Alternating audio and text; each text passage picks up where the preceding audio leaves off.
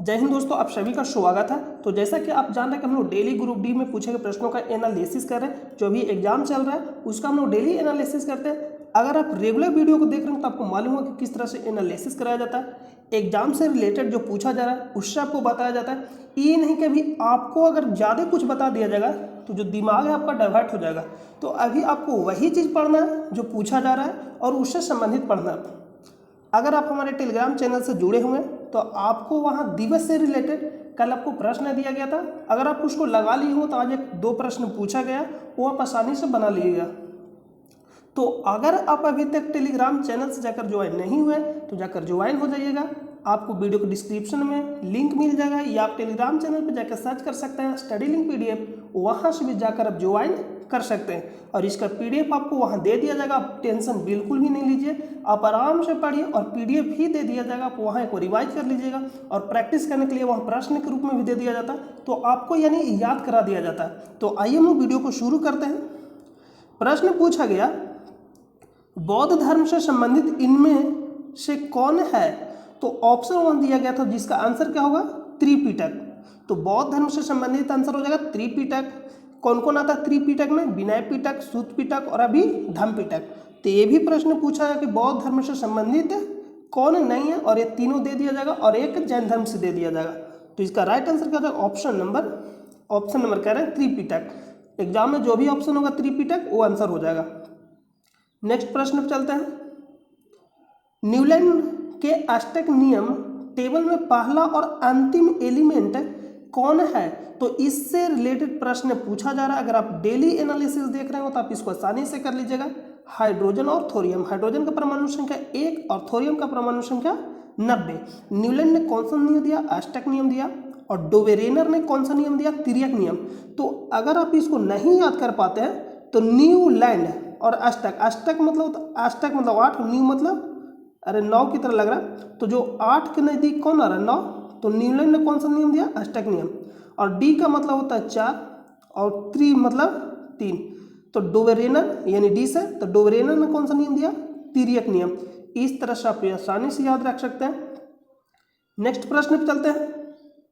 भारत में जीएसटी की शुरुआत कब हुई? और इससे रिलेटेड और भी प्रश्न पूछा जाता है कि न्यूलैंड ने जो अपना अष्टक नियम दिया किस पे आधारित था? तो परमाणु द्रव्यमान पे, यानी मोस्ले के छोड़ा के जितना भी बाकी दिया, न्यूलैंड्स, आपका डोवेरेनर हो जाएगा, मेंडलीव, ये सभी किस पे दिया था? परमाणु द्रव्यमान पे। और मोस्ले ने किस पे दिया था? परमाणु संख्या पे। भारत में जीएसटी की शुरुआत कब हुई? 1 जुलाई 2017 से शुरुआत हुई। जीएसटी कब लागू किया गया था? तो 101वां संविधान संशोधन के द्वारा 1 जुलाई 2017 को लागू हुआ था। किस संविधान संशोधन के तहत लाया गया? 101वां। और ये भी प्रश्न पूछा गया था जीएसटी, यानी प्रश्न पूछा गया था 279 के ए, 279 के ए में है, तो इसमें क्या है? जीएसटी। ये भी प्रश्न पूछा गया था, आप इसको भी याद रखिएगा। नेक्स्ट प्रश्न पे चलते हैं। नेक्स्ट है कि विज्ञान एवं प्रौद्योगिकी के क्षेत्र में किसे 2022 में पद्म भूषण दिया गया? तो श्री संजय राजा राम मरणोपरांत दिया गया था। नेक्स्ट प्रश्न पे चलते हैं कि राज्य में प्रमुख विधि संबंधी सलाहकार कौन देता? तो एक कौन देता? महाधिवक्ता। देखिए, एक राज्य में होता है और एक केंद्र में होता है, दोनों का काम एक ही है। मतलब इसका कहने का मतलब क्या आपको हम समझा रहे हैं।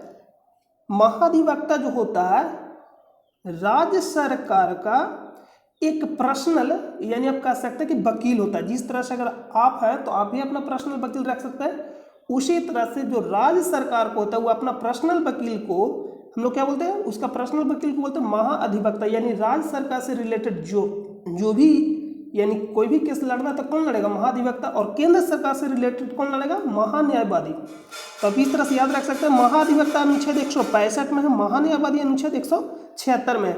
दोनों का काम एक ही, बस नाम अलग अलग है। महान्यायवादी को शॉर्ट में बोलते हैं एजी, अटॉर्नी जनरल, और इसको क्या बोलते हैं? Editor general. नेक्स्ट प्रश्न पे चलते हैं।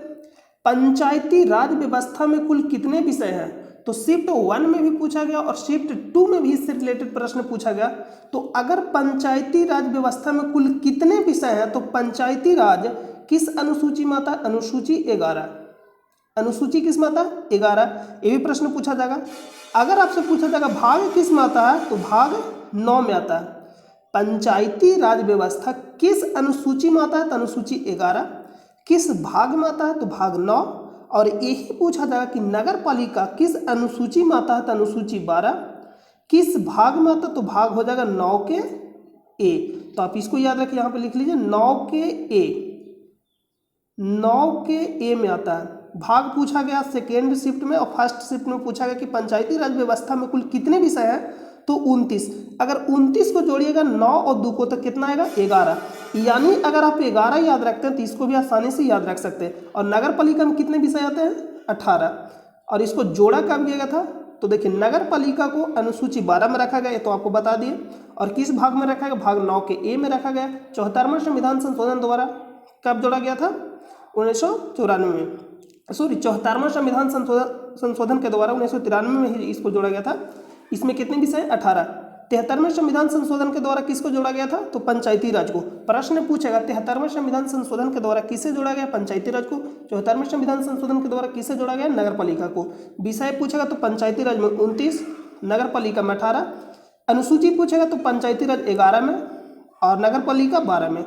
भाग पूछेगा तो भाग सेकंड शिफ्ट में पूछा गया, फर्स्ट शिफ्ट में पूछा गया था, सेकंड शिफ्ट में पूछा गया कि पंचायती राज किस भाग में तो भाग 9 में, और नगर पालिका भाग 9 के ए आपका जो सॉलिड कंटेंट है तो आप बिल्कुल सॉलिड पढ़िए जो एग्जाम में पूछा जाएगा। तो नेक्स्ट प्रश्न पर चलते हैं।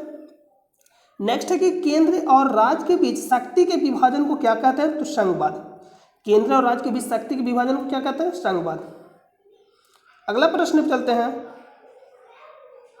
अगला है कि छोटा नागपुर का पठार कहाँ स्थित है तो झारखंड में स्थित है। आप इसको आसानी से बना सकते हैं। एक वित्तीय वर्ष में 100 दिन की गारंटी रोजगार किस योजना से दी जाती है तो मनरेगा। शुरू में इसका नाम था नरेगा, लेकिन बाद में कर दिया गया मनरेगा। बाद में क्या कर दिया गया मनरेगा। नेक्स्ट है मेघालय की गारो जनजाति द्वारा कौन सा फेस्टिवल मनाया जाता है तो वांगला फेस्टिवल मनाया जाता है। और गारो खासी जयंतिया जनजाति सब कहाँ है मेघालय में, और पहाड़ भी कहाँ है मेघालय में ही है। प्रतिरोध किस पर निर्भर नहीं करता, प्रतिरोध पूछा जाएगा यानी रेजिस्टेंस किस पर निर्भर नहीं करता, रेजिस्टेंस किस पर निर्भर नहीं करता तो रो को बोलते हैं प्रतिरोधकता, रो LYA, रो को क्या बोलते हैं प्रतिरोधकता, और ए लंबाई हो जाएगा ए क्षेत्रफल। तापमान पर भी निर्भर करता है। प्रश्न अगर पूछा जाएगा अर्धचालक, देखिए अर्धचालक तापमान के समानुपाती होता है, सॉरी अर्धचालक सही बोल रहे हैं, अर्धचालक तापमान के क्या होता है सॉरी गलती बोल दिए थे। देखिए जो अर्धचालक होता है यहाँ पर हम लिख दे रहे हैं अर्धचालक, अर्धचालक जो होता है तापमान के क्या होता है व्युत्क्रमानुपाती होता है। यानी अगर आप तापमान को घटाइएगा तो अर्धचालक में क्या होगा प्रतिरोध बढ़ेगा, लेकिन अगर जैसे ही तापमान बढ़ाइएगा तो अर्धचालक में क्या होगा प्रतिरोध घटेगा। ये प्रश्न पूछा गया और पूछा भी जाएगा। लेकिन चालक में क्या होता है इसका उल्टा होता है। चालक में क्या होता है उल्टा, यानी समानुपाती होता है तापमान के। तो तापमान बढ़ाइएगा तो चालक का प्रतिरोध क्या होगा बढ़ेगा, तापमान घटाइएगा तो चालक का प्रतिरोध क्या होगा घटेगा।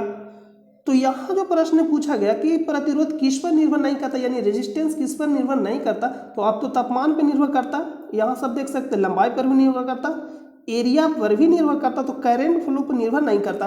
अगर आप एक ले लेते हैं मान लीजिए जिसमें करंट प्रवाहित नहीं होता उसमें आप कितनों भी करंट दे दीजिए तो उसमें प्रवाहित नहीं होगा, यानी इस पर निर्भर नहीं करता। नेक्स्ट प्रश्न पे चलते हैं।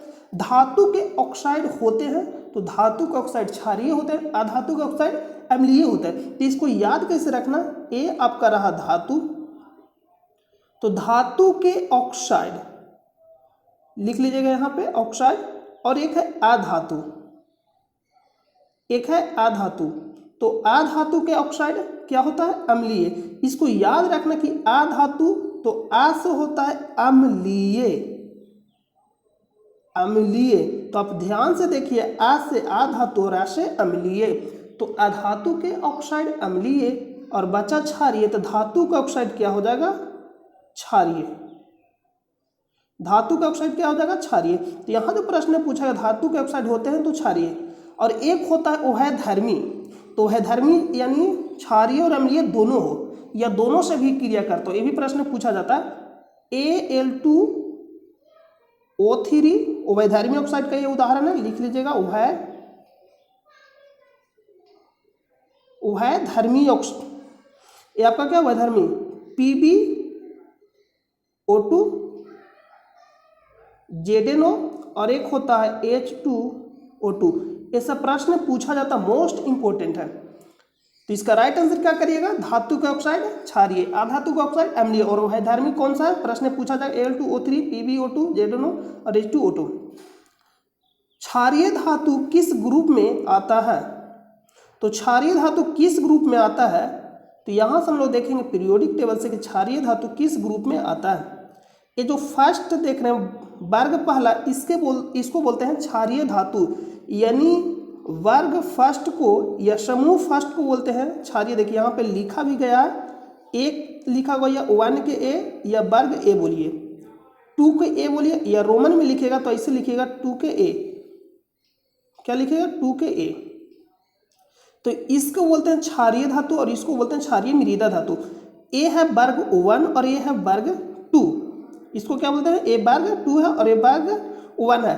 तो अगर आप वर्ग 1 यानी 2 से छोटा है, तो जब क्षारीय धातु लिखेगा तो क्षारीय मृदा धातु 3 अक्षर में लिखाएगा, 3 शब्द में लिखाएगा, क्षारीय मृदा धातु 3 शब्द में लिखाएगा, और क्षारीय धातु 2 शब्द में, यानी 3 से 2 छोटा क्षारीय मृदा धातु और एक क्षारीय धातु। तो क्षारीय मृदा धातु से क्षारीय धातु क्या छोटा, तो एक में आपका हो जाएगा क्षारीय धातु और वर्ग 2 में हो जाएगा क्षारीय मृदा धातु।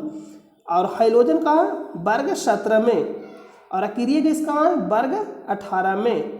तो वर्ग पहला और दूसरा और वर्ग 17 और 18 जब भी हम आपको पढ़ाते हैं तो बताते हैं कि 4 वर्ग जरूर याद रखिएगा, यहाँ से प्रश्न पूछा जाता है। तो प्रश्न क्या पूछा गया था,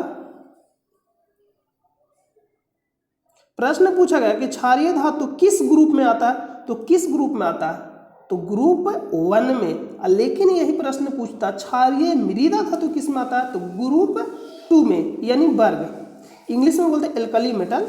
नेक्स्ट प्रश्न पे चलते हैं।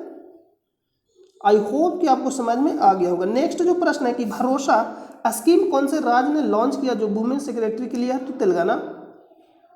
रूरल रीजनल बैंक RRB का फुल फॉर्म होता है, RBI नहीं RRB एक्ट कब लागू हुआ, 1976, और RBI एक्ट कब का था, 1934 का। लागू कब से हुआ था, 1 अप्रैल 1935 को। ये प्रश्न आपसे पूछा जाता है। और राष्ट्रीयकरण कब हुआ था RBI का, 1 जनवरी 1949 को। नेक्स्ट प्रश्न है कि चुंबकीय क्षेत्र प्रवाहित होने वाले धारा को क्या कहा जाता है, विद्युत चुम्बकीय प्रेरण। अमाशय से संबंधित प्रश्न पूछा गया था कि कौन सा कथन सही है, और वहां दिया गया था कि अमाशय से हाइड्रोक्लोरिक अम्ल क्या होता है, स्रावित होता है, जो बिना पेट को नुकसान पहुंचाए भोजन को क्या करता है, पचाता है। तो यही तो सही है। अमाशय से क्या निकलता है, HCl यानी हाइड्रोक्लोरिक अम्ल, और एक में दिया गया था नाइट्रिक अम्ल। तो ये वाला क्या हो जाता, सही हो जाता, कथन चुनना था। नेक्स्ट प्रश्न पे चलते हैं।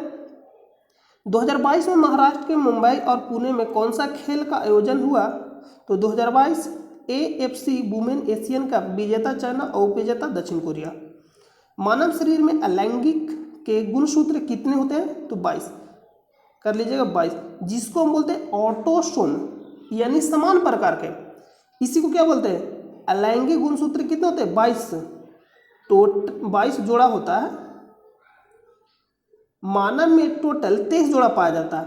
तो 22 जोड़ा जो एक ही प्रकार का होता है इसको बोलते हैं ऑटोसोम इंग्लिश में, और एक जोड़ा भिन्न होता है जिसको बोलते हैं ऑलोसोम।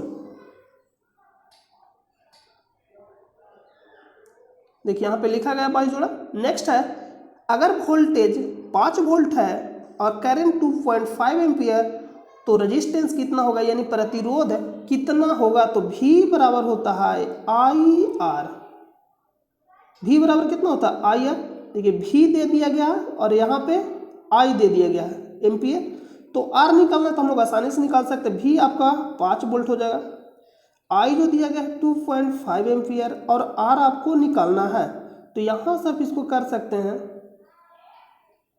क्या कर सकते हैं, पॉइंट हटा देंगे तो 5 यानी 25/10 गुने आर। इसको आप आसानी से हल कर सकते हैं। इसको काटिए, कितना बार में कटा, 5 बार में, और 5 से 10 2 बार में, तो यानी 2 गुना होकर इधर आ जाएगा, तो यानी आर बराबर क्या हो जाएगा 2। अगर समझ में नहीं आया होगा तो आप गुना कर लीजिएगा, आप आसानी से इतना कर सकते हैं। तो आर बराबर आंसर क्या हो जाता है 2। नेक्स्ट जो पूछा गया कि समसूत्री और सूत्री विभाजन से संबंधित प्रश्न चित्र देखकर पूछा गया था, यानी आपको पहचानना था कि किसमें समसूत्री और यहाँ पे असूत्री विभाजन से संबंधित प्रश्न पूछा गया था, चित्र दिया गया था और बताना था किसमें होगा। तो आप चित्र से इसको बस बता दीजिएगा। नेक्स्ट प्रश्न है कि कोई तार है जिसकी प्रतिरोध 100 ओम है, अगर उस तार को मोड़कर वृत्त बनाया जाता है। मान लीजिए कि कोई तार है जिसकी प्रतिरोध 100 ओम है और उसे मोड़कर वृत्त बनाया जाता है, तब उसका व्यास पर कितना प्रतिरोध होगा। तो 100 ओम बनाया जाएगा, तो व्यास कहने का मतलब ए आपको निकालना है, ए हो गया और ए बी हो गया, तो इस पर कितना प्रतिरोध होगा। तो अगर इसको बांटिएगा, 100 ओम का प्रतिरोध है तो 50-50 में हो जाएगा, और जब इसको जोड़िएगा तो किस में जुड़ेगा, समांतर श्रेणी में जुड़ेगा। तो समांतर श्रेणी में होता है 1/50, 1/50। समांतर श्रेणी का सूत्र होता है 1/P 1/R1 plus 1/R2 dot dot, मतलब जितना रहेगा। तो इसको अगर आप जोड़िएगा तो कितना आएगा 50, और एलसीएम लेके इसको हल कर लीजिएगा, काटिएगा 1/25, यानी इसका जो आंसर आएगा कितना आएगा 25, यानी हम इसको कह सकते हैं कि 1/RP बराबर 1/25 आया। तो आरपी बराबर कितना हो जाएगा 25, गुना भाग कर लीजिएगा, इसका आंसर 25 आ जाएगा ओम। इसका आंसर कितना आ जाएगा 25 ओम। नेक्स्ट प्रश्न पे चलते हैं। 2 माध्यम दिया है, माध्यम ए में प्रकाश की चाल 2 × 10⁸ मीटर पर सेकेंड है और माध्यम बी में प्रकाश की चाल 2.5 × 10⁸ है। तो ए का अपर्तनांक यहाँ पे छूट गया है, ए का अपर्तनांक बी की तुलना में कितना होगा। तो जिसका भी अपर्तनांक निकालना हो कहाँ रहेगा, नीचे। फार्मूला भी होता है, इससे रिलेटेड प्रश्न पूछा जा रहा है, C/V निर्वात में प्रकाश की चाल बटा माध्यम में प्रकाश की चाल। अपर्तनांक बराबर फार्मूला क्या होता है, निर्वात में प्रकाश की चाल, निर्वात में प्रकाश की चाल बटा माध्यम में प्रकाश की चाल। तो निर्वात में प्रकाश की चाल कितना होता है 3 × 10⁸। तो यहाँ ए लागू नहीं करना है, यहाँ आपको दोनों दिया गया। तो जिसको निकालना हो, यानी माध्यम में प्रकाश की चाल, तो जिसको निकालना होता है उसको कहाँ रखते हैं, नीचे। तो निकालना किसको है, ए का अपर्तनांक बी के तुलना में। तो ए कहाँ रहेगा, हम क्या बोले, जिसको निकालना हो उसको नीचे रखेंगे। तो निकालना है ए का अपर्तनांक, तो ए का प्रकाश की चाल कितना दिया गया है 2 गुने, तो इसको कहाँ रखेंगे 2 × 10⁸ मीटर पर सेकेंड, और बी का कितना दिया गया है 2.5 × 10⁸। तो 10⁸ तो ये तो कैंसिल हो जाएगा। इसको हल करिएगा तो 25/1 0 हट कराएगा तो नीचे हो जाएगा, यानी 10। इसको करिएगा 20 हो जाएगा। इसको हल करिएगा तो 5×25 और नीचे 5 से कटेगा तो 4 बार में, यानी 5/4 भागा दीजिएगा तो आएगा 1.25। तो आंसर क्या हो जाएगा 1.25। भागा देख लीजिएगा, भागा देने में मिस्टेक हो सकता है। नेक्स्ट प्रश्न पे चलते हैं। अगर अपर्तनांक 1.5 है तो उसमें प्रकाश की चाल क्या होगी। देखिए यहाँ भी प्रश्न पूछा प्रकाश की चाल क्या होगी। अगर अपर्तनांक 1.5 हो तो उसमें प्रकाश की चाल क्या होगी, यानी माध्यम में प्रकाश की चाल पूछा गया, यहाँ पे छूट गया, माध्यम में प्रकाश की चाल क्या होगी। तो ये सूत्र लगाएंगे, इस सूत्र लगाना तो म्यू बराबर क्या होता है निर्वात में प्रकाश की चाल। तो निर्वात में प्रकाश की चाल आपको याद रखना पड़ेगा कि कितना होता है 3 × 10⁸। तो ऊपर क्या रखेंगे सी, यानी निर्वात में प्रकाश की चाल बटा माध्यम में, जिसको निकालना हो तो निकालना है तो मानेंगे x। और यहाँ पे अपर्तनांक दिया गया, अपर्तनांक कितना दिया 1.5 को हम लिख सकते हैं 3/2। तो 3/2 = 3 × 10⁸ बटा हम लोग x मान लें माध्यम में प्रकाश की चाल, या भी रहने दे सकते हैं, उससे कोई दिक्कत नहीं। तो 3 से 3 कैंसिल हो जाएगा, तो यानी x बराबर निकालिएगा तो 2 × 10⁸ आ जाएगा मीटर पर सेकेंड। तो इसका आंसर क्या होता है 2 × 10⁸।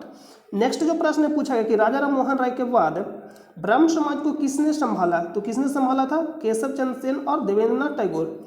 ब्रह्म समाज का स्थापना कब किया गया था? 1828 में। किसके द्वारा किया गया था? राजा राम मोहन राय के द्वारा।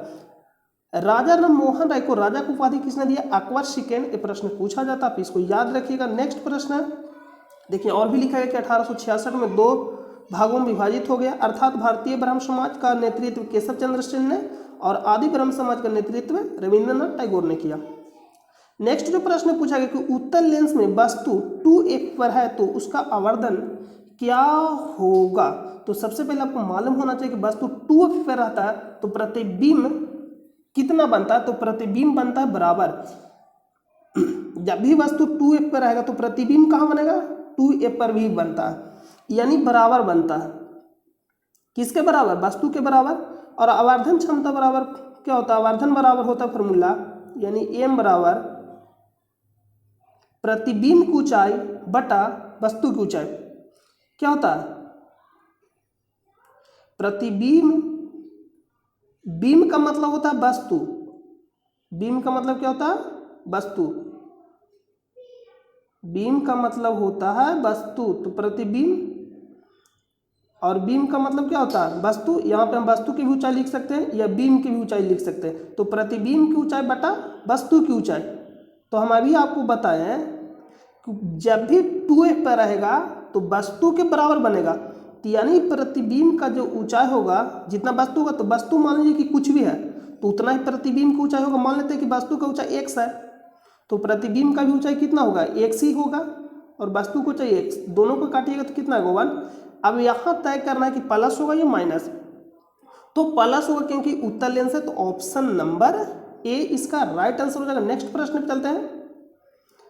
अवतल दर्पण में वस्तु को कहाँ रखने पर वास्तविक उल्टा एवं एक आकार का मिलता है? अवतल दर्पण में तो हम पिछला वीडियो देखेंगे तो आप इसको आसानी से कर सकते हैं, फिर भी हम आपको बता दे रहे हैं। देखिए ये आपका अवतल दर्पण है, अगर नहीं दर्पण की तरह लग रहा है फिर भी आप समझिए कि अवतल दर्पण है। ए आपका रहा P, यहाँ आपका रहा F, ए रहा आपका C और ये रहा आपका अनंत। यहाँ पे C है। अगर वस्तु अनंत पे रहेगा तो प्रतिबिंब कहाँ बनेगा? 1 पे बनेगा। अगर वस्तु C और अनंत के बीच रहेगा तो क्या करना है? जैसे जैसे इधर से बढ़ेंगे वैसे वैसे इधर से भी आपको बढ़ना है। तो वस्तु कहाँ आएगा? C और F के बीच बढ़ेगा।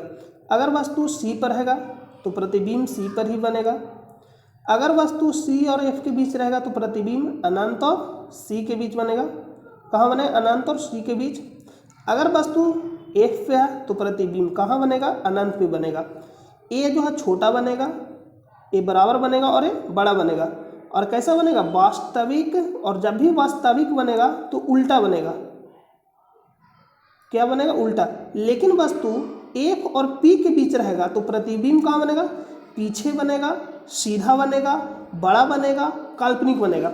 देखिए अगर वस्तु F और P के बीच रहेगा, F और P के बीच, तो कहाँ बनेगा?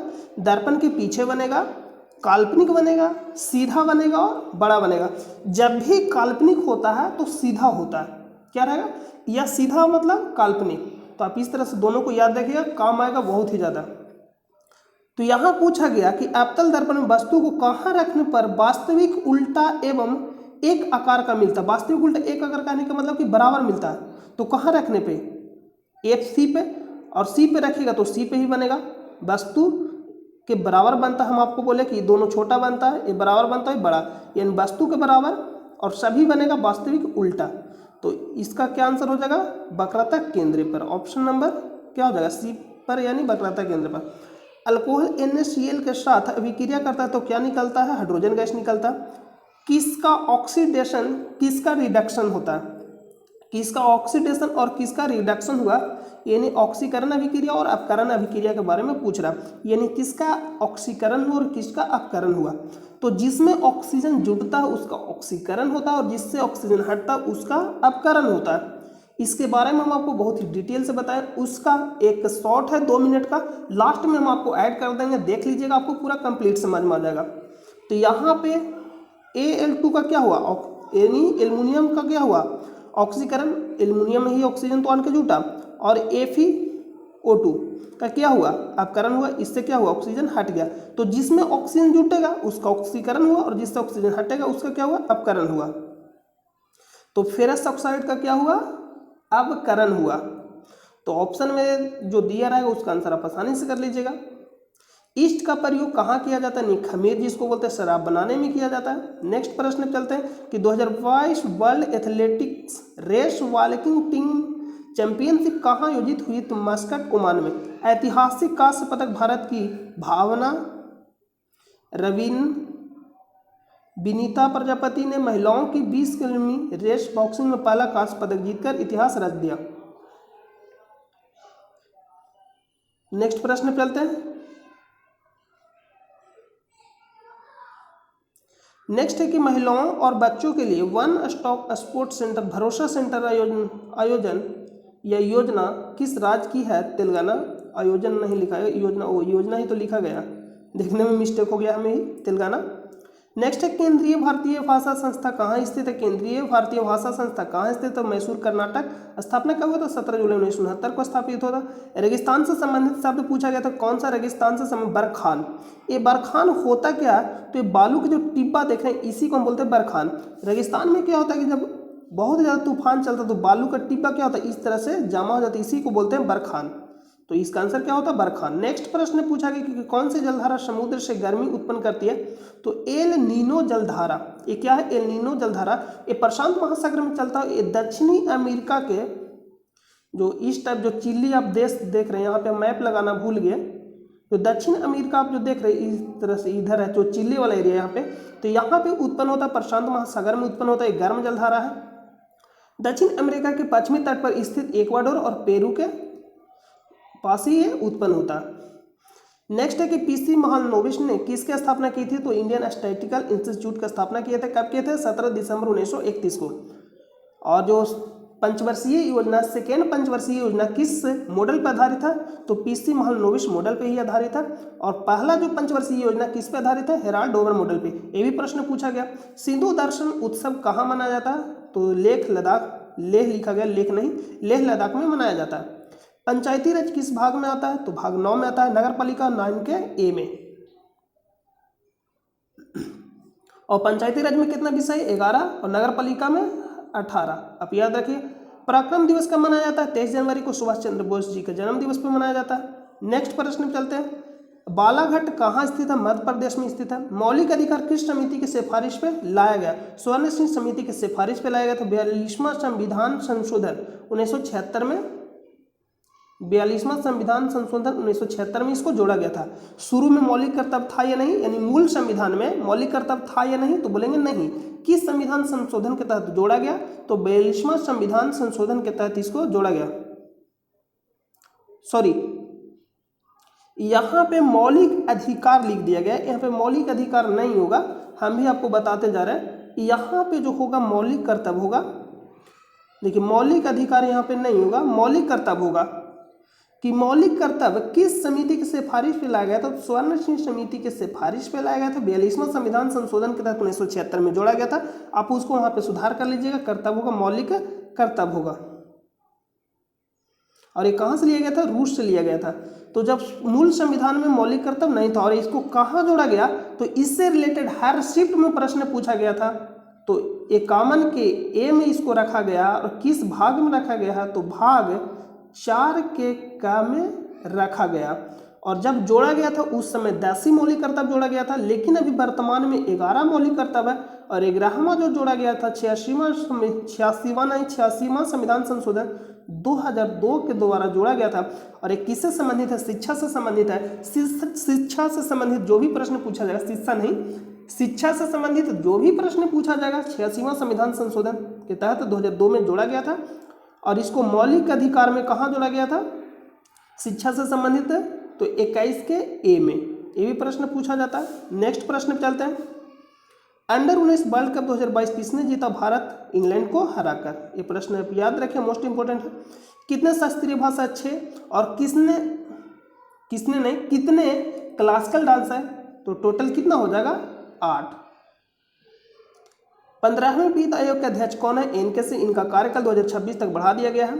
राष्ट्रमंडल 2022 ध्वज वाहक के कौन थे? मनप्रीत सिंह और पीवी सिंधु। समापन में निखत जरीन और शरत कमल।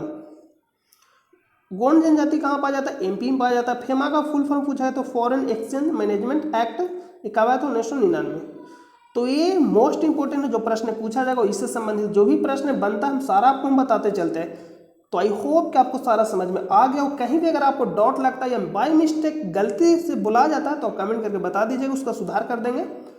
और इसका पीडीएफ आपको टेलीग्राम चैनल पे प्रोवाइड कर दिया जाता है, जिसका लिंक आपको वीडियो के डिस्क्रिप्शन में मिलेगा, आप वहां जाकर ज्वाइन कर जाइएगा, या आप टेलीग्राम चैनल पर जाकर सर्च कर सकते हैं स्टडी लिंक पीडीएफ, वहां से भी जाकर आप ज्वाइन हो सकते हैं। मिलते हैं नेक्स्ट वीडियो में नेक्स्ट एनालिसिस के साथ, तब तक के लिए अपना ख्याल रखिए। जय हिंद, जय भारत।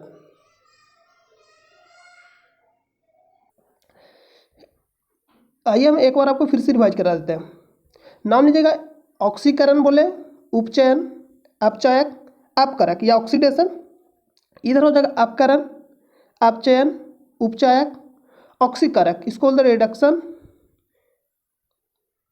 यहाँ इसमें होता है ऑक्सीजन जुटता। ऑक्सीकरण कहने का मतलब है जैसे में क्या होता है ना कि जिसका संख्या ज़्यादा रहे उसका नाम हम लोग देते हैं।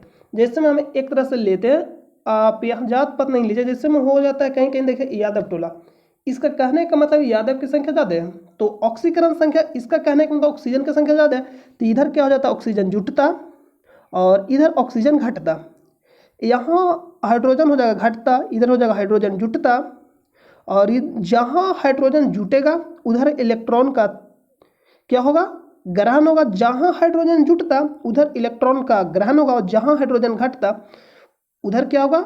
इलेक्ट्रॉन का त्याग होगा। इधर देखिएगा हाइड्रोजन घटता यानी इलेक्ट्रॉन का त्याग होता, और इधर हाइड्रोजन जुटता यानी इलेक्ट्रॉन का ग्रहण होता। तो आपसे इतना प्रश्न एग्जाम में पूछेगा, और इसको हम लोग क्या बोलते हैं? इसी को बोलते हैं रेडॉक्स अभिक्रिया। जिस अभिक्रिया में ऑक्सीकरण और अपकरण दोनों साथ साथ होता है तो उसी को बोलते हैं रेडॉक्स अभिक्रिया। तो चलिए अब हम लोग प्रश्न पे चलते हैं।